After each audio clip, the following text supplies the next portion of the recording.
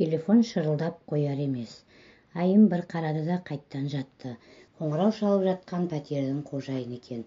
Тағы пәтер ақшасын сұрап жатқан болар. Қайдан табамын енді? Кімнен көмек сұраймын? Кім көмектеседі?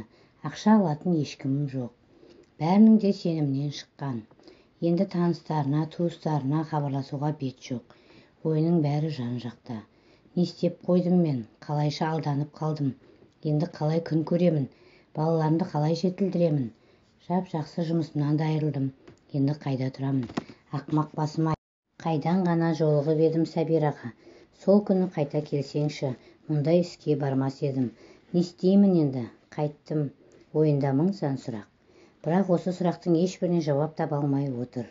Ойын қасына келген балалары бұзып жіберді. Анашым, қарнымыз ашып кетті, деп келіп тұр екен. Оларды жақтырып тұрған айым жоқ. Өз ойымен әуре болып отырғанда, бұлар да жағаласып тұр. Ашуланған айым: не деген тоймайтын баласыңдар? Қайдан аламын? Үнемдеп жесеңдерші, ертеңгі күнді ойлаңдар. Айналып келіп тамақ деп дегбірімді қашырдыңдар ғой. Тамақтан басқа бір нәрсе білесіңдер ме? Ойнаңдар барып, деп шекіп тастады. Анасынан сөз естіген ұлдары қайта теледидар алдына барып жайғасты. Балаларына қараған айым жүрегі ауырып кетті. Балаларым не кінәсі бар? Мен ғой кінәлі. Ана Сәбираға сенбеуім керек еді.